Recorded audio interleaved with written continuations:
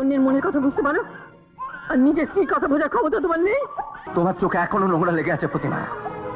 তোমার ব্যবহারে আজ ধৈর্যের সীমা আমার ছাড়িয়ে গেছে। স্পষ্ট কথা বলার সৎ সাহস পর্যন্ত তোমার নেই। সেটা আমার না তোমার নেই। নতি কোথায় গেল? কিছু না বলে চলে গেল কাকাকো। বেরিয়ে গেল এই অন্ধকারে, চারিদিকে জঙ্গল। নতি পাখিটো কাঁচায় পড়ছে রে, ধর ধর।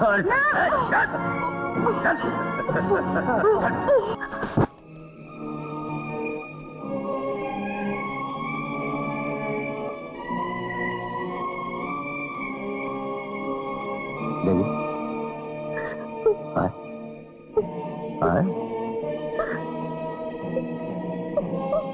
তোরা আমায় ভুলে গেলি বাবা। তোর মা একটা খবর পর্যন্ত দিল না। আজ থেকে 7 দিন পর যার ঘরে ফেরার কথা, তার ছবিতে আজ মালা। আমি ভাবতেই পারছি না রে দেবু, ভাবতেই পারছি না, ভাবতেই পারছি না।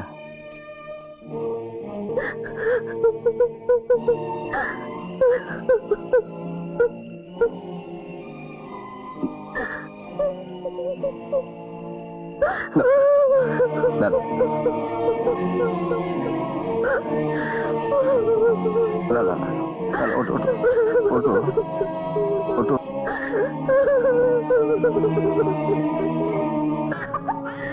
কি আছে বৌদি? ওরা কাঁদছে কেন? এ মা, ঘরে রেখে ছিঁড়ে আছে। আহারে, তোর কাঁদতে দে, তুই জায়গা থেকে। সে কি, ওরা কাঁদবে আর আমি চলে যাবো? বলছি তো যা, আমি বলে গেলে তারপরে আসবি, তার আগে নয়। যাচ্ছি। অন্যদিন কাঁদলে তো আমার শুনতে ঝটকাতে, আজ আবার তোমার হঠাৎ কি হলো? শোন না, তুই জায়গা থেকে আমাকে একটু একা থাকতে দে। কি আশ্চর্য, যাচ্ছি যাচ্ছি।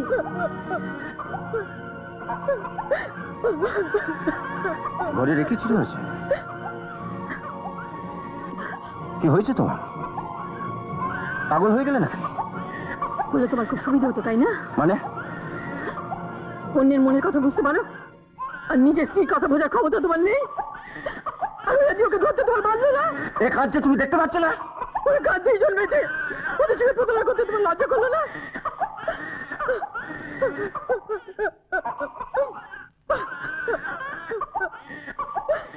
কথা বোঝার ক্ষমতা তোমার নেই। কি বলছো তুমি? আমি নয়, তুমি কি বলছো একবার ভেবে দেখো। তুমি মিথ্যাবাদী, প্রতিমা। চিৎকার করে আমার মুখ বন্ধ তুমি করতে পারবে না। তোমার মুখোশ আমার কাছে খুলে গেছে। মুখোশ? হ্যাঁ হ্যাঁ, মুখোশ। তোমার এই ভালো মানুষের মুখোশ, দুঃখের কারণ সব আমার চোখে আজ পরিষ্কার হয়ে গেছে। তোমার চোখে এখনো নোংরা লেগে আছে প্রতিমা। তোমার ব্যবহারে আজ ধৈর্যের সীমা আমার ছাড়িয়ে গেছে। স্পষ্ট কথা বলার সৎ সাহস পর্যন্ত তোমার নেই। সেটা আমার না তোমার নেই। ভদ্রমহিলার আশা বন্ধ করার আগে পর্যন্ত যে সুযোগ সুবিধা পেয়েছো, তাতেও তোমার দুঃখ ঘটেনি। ভগবান আমাকে বাঁচিয়েছে, ওদের আশাটা আমার নিজের মুখে বন্ধ করতে হয়নি বলে। আমার দুঃখটা কি এবং কিসের জন্য সেটা বোঝার ক্ষমতা তোমার নেই। এত নিচে তুমি নেমে গেছো। কি বললে? নিচে আমি নেমে গেছি না তুমি? তুমি না, আমি নয়, নিচে নেমে গেছো তুমি তুমি তুমি তুমি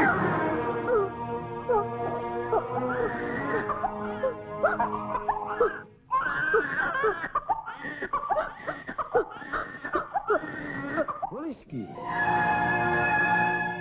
সত্যতার সঙ্গে এই ব্যবহার করেছে? কোনো ভুল চুক হচ্ছে না তোমার? নিজের চোখে না দেখে তোমার কাছে আসিনি বাবা। তাই তো, সত্যের চরিত্রের এদিকটা তো আমার জানা ছিল না মা। স্বাধীনতা আন্দোলনের সময় আমি আর কাকা প্রণব একসঙ্গে জেল খেটেছিলাম। আর এরই জন্য ওর বাবা রায় বাহাদুর ইন্দুভূষণ ছেলেকে তেজ্য পুত্র করেছিল। এই ছিল বংশমর্যাদা। আর সেই বংশের ছেলে হয়ে এ নিয়ে তুমি কিন্তু কিচ্ছু বলতে যাবে না বাবা, আমার দিব্যি রইল। বলবো না কি রে? মনে রাখিস তোদের এক মেয়ে সেখানে, সুতরাং আমাকে বলতে হবে এবং যেতেও হবে। না বাবা, তোমার সেখানে যাওয়া চলবে না। মেয়ে তার, সে বুঝবে। তোমার কাছে আসিনি, তোমার সাথে দেখাও হয়নি। এই দেখো, ছেলে মানুষই করে। শোন শোন শোন, সংসারে থাকতে গেলে ঝগড়াঝাটি খুঁটিনাটি মানবী মানুষ সমস্ত লেগেই থাকে। তাই বলে সারা জীবনের জন্য সংসার ছেড়ে কেউ চলে যায়? আর তাছাড়া সত্য তোর খোঁজে এখানে আসবেই, তখন তো আমি মিথ্যে কথা বলতে পারবো না মা।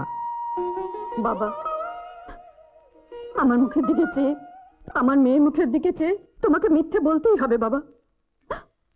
আমাকে একটু আত্মসম্মান নিয়ে বাঁচতে দাও না বাবা।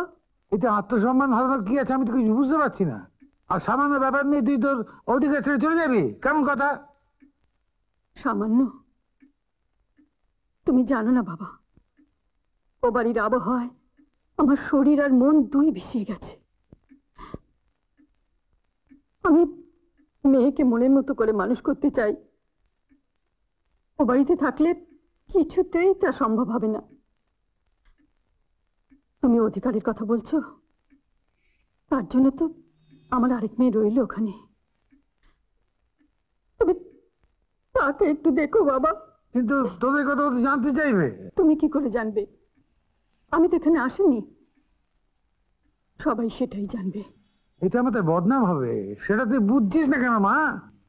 মেয়েকে মানুষ করে আমি তোমার সব সুনাম ফিরিয়ে দেব বাবা। এখন তুই যাবি কোথায়? শহর লোকালয়ের বাইরে, এমন কোথায় যেখানে কেউ আমাদের সন্ধান পাবে না। তার মানে একরকম অজ্ঞাতবাস? হ্যাঁ ঠিক তাই। কিন্তু কিন্তু কি? না, কিছু না। তোর ইচ্ছে পূর্ণ হোক, ভগবান তোদের মঙ্গল করুন। তোদের আমি আজকের বাল্মীকি আশ্রমে নিয়ে যাব। সেদিন যদি একবার সামনে গিয়ে দাঁড়াতে, তাহলে তোমার এই সন্দেহ নিয়ে 4টে জীবন এভাবে ছন্ন ছাড়া হয়ে যেত না। সেদিনটাই ছিল সবচেয়ে সর্বনাশের দিন। নীলমলবাবু মারা গেলেন, তার ছোট্ট ছেলের গলায় কাছে আর তার মায়ের কান্না দেখে আমি নিজেকে সামলাতে পারিনি। আমার ভীষণ ভীষণ অপরাধী লাগছিল। সেই জন্য হয়তো ছোট্ট বোনটার এই বিধবা পোশাক দেখে তাকে একটু সান্ত্বনা দিতে গেছিলাম। সেই অপরাধে যে এত বড় শাস্তি পেতে হবে সেটা আমি স্বপ্নেও ভাবতে পারিনি। সেই দেবুর জন্য এত বছর পর তোমাদের আমি ফিরে পেয়েছি প্রতিমা। এটা বোধহয় তোমার জানা নেই। দেবু? হ্যাঁ, দেবু, দেবব্রত, নীলমলবাবুর সন্তান। আমি তার পিতৃহন্তা। এই অপরাধ বোধ আজও আমাকে কুড়ে কুড়ে খাচ্ছে, অথচ এই দেবুই তোমার মেয়ে মিনুর অপমানের প্রতিশোধ নিচ্ছে। এই কৃতজ্ঞতা বোধ কি সবার মধ্যে থাকে প্রতিমা? আমার মিনু কোথায়? সে কি হয়েছে তার? ওগো ওগো, আমার সব বুঝতে পেরেছি। তুমি আমাকে ক্ষমা করো। বলো বলো সে কোথায়? বলছি আরে বলছি আরে বলবো বলি এত দূরে ছুটে এসেছি প্রতিমা, বলবো বলিতে ছুটে এসেছি। শান্ত শান্ত শান্ত। প্রণতি শোন, প্রণতি শোন শোন। প্রণতি নতি যাস না, নতি যাস না। কি হলো? নতি কোথায় গেল? কিছু না বলে চলে গেল কাকাবু। বেরিয়ে গেল এই অন্ধকারে, চারিদিকে জঙ্গল। নতি, এই রামু, কাকাবু, কাকাবাবু, নতি, নতি, নতি।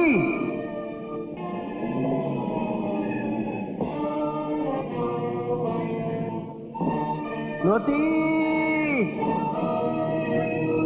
নতি, নতি, কাকাবাবু। আমার কথা মতন কাজ করবি, মালা মাল করিয়ে দিব তোদের। হিলে হিলে তুই ধর।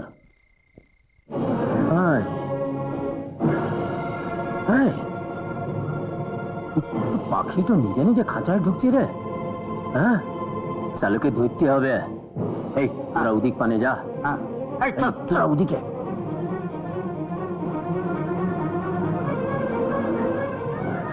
কে কে তোমরা?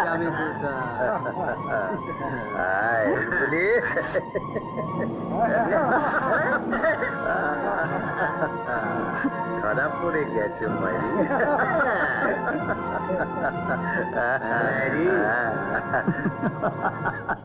পাখিটা কাঁচায় পড়ছে রে। ধর ধর।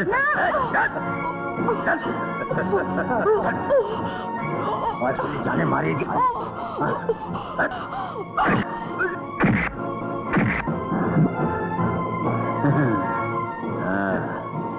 এবার তোকে কে বাঁচাবে রে?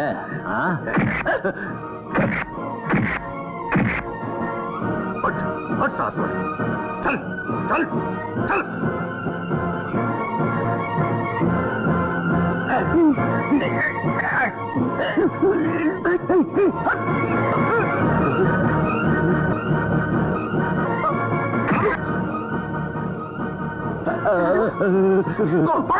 তুমি এখানে কেন এলে দাদু?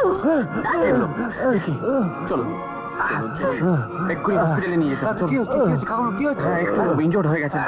তাড়াতাড়ি চলো, এক্ষুনি ডাক্তার দেখাতে হবে। এমন আরো অনেক ভিডিও দেখতে এই চ্যানেলটি সাবস্ক্রাইব করে নিন এবং পাশের বেল আইকনটি প্রেস করে দিন।